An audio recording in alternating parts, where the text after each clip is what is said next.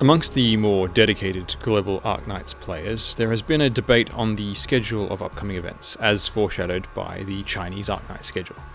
It largely split into two camps. Those that were certain Undertides, the second anniversary in China, would be delayed to line up with Global's second anniversary, versus those that felt there would be no schedule change, rebranding Undertides as a non-anniversary event, such as Halloween or Fan Appreciation, and using the Summer Carnival for the second anniversary.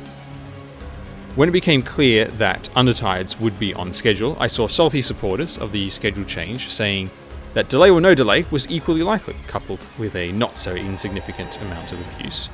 Many continue the denial huffing as well.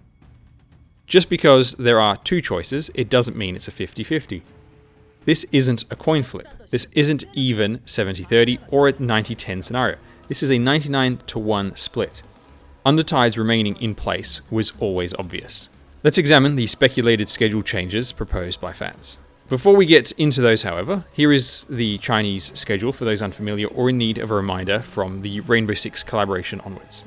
Over the course of 5 months, Arknights China has had the Dark Knights Memoir rerun, a Walk in the Dust, Undertides, the second anniversary of course, Contingency Contract 5, Preluding Lights, Twilight of Wellermund rerun, Interlocking Competition, Vigilo, Gavril the Great Chief rerun, and the Summer Carnival, which included a limited operator.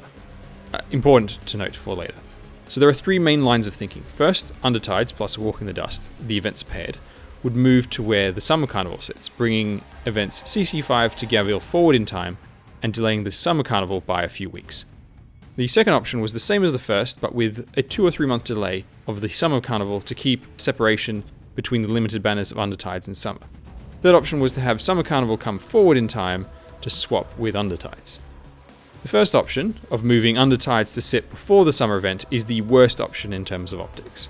For those unaware, the Summer Carnival's limited banner with limited operator Chen, the Holong Day, caused controversy amongst Chinese fans for A, being another limited operator so soon, and a powerful one at that, which made players feel forced to pull, and B, being essentially a summer skin in design quality. Why would players pull for a unit with the visual quality of an 18 OP skin? There's more to the incident, but that's the short of it. Fans weren't happy. There is no way, with that experience in mind, publisher Yostar would make the situation worse by bringing two limited banners closer together.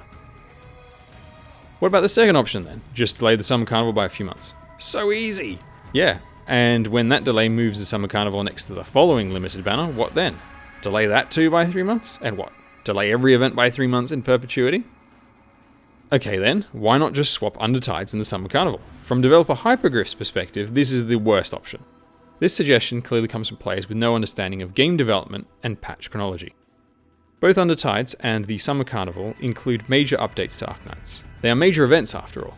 The effort and development time to rip out features in these patches, and every patch in between to a lesser extent, and shuffle them around is an incredible waste of time and resources.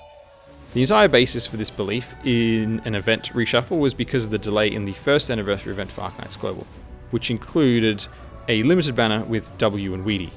However, there are two key differences between the first and second anniversary events. First, there weren't major updates to the game as a whole in the first anniversary, and second, the existence of the Summer Carnival.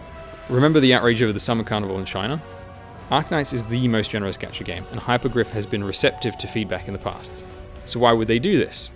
It is my firm belief that the Summer Carnival, being as big of an event as it is, in fact it has more gameplay than Undertides, with almost the same level of rewards as Undertides, was always intended to be Global's anniversary. Even if you don't like the additional limited banner, more large events equals bigger rewards for players overall. I expect a similar event in China around the same time each year. This is a much easier solution for Hypergriff and Yostar than all of the reshuffling they had to do in the first year, which must have been such a headache for them. Reshuffling also hinders feature updates because they would have to keep any patch chronology in mind, as mentioned earlier. The moment Yostar stopped accelerating Global's schedule, the timing for Undertides was clear. With the release of the Summer Carnival, at that point, anyone convinced Yostar would move Undertides was in chronic denial. But it's too soon! Global has the massive advantage of foresight. We know what's coming months ahead of time. You can save for any banner you want. And what about the 6-star selected ticket, normally reserved for mid-year and anniversaries? That's easy to delay, right? Yes, it is, since it's not tied to gameplay. However, it isn't a good financial move for Yostar. See, selected tickets include any operator released over 6 months prior. For Undertides, That means everyone up to Blemisheim. A delayed ticket for Global would need to include all 6-star operators up to Archetto to maintain the value. The older the pool of operators available, the more players will already have them, and thus the less likely they are to buy it. By the way, I'll have a video tomorrow on the best operators to select with this ticket, which isn't as straightforward as one might think. Delaying the 5-star selected tickets, on the other hand, could be fine for them, as they are given out for free, and 5 stars aren't as difficult to obtain anyway, so players won't feel penalized. Final point to keep in mind is that Global hasn't received several of the login bonuses available in Arknights China, so Yostar could always add those on top of something like the Summer Carnival to make it even bigger for Global's anniversary event. If you, like me, love to plan out which operators you'll be going for and how you will allocate resources, I hope this video has helped understand and deduce how Yostar is planning the Arknights Global schedule. Remember, a publisher will always take the option that requires the least amount of extra work, i.e. no extra costs, and makes the most amount of profit. Good luck with getting Kal'tsit and Corrupt Skadi. Subscribe for more Copium Dinar.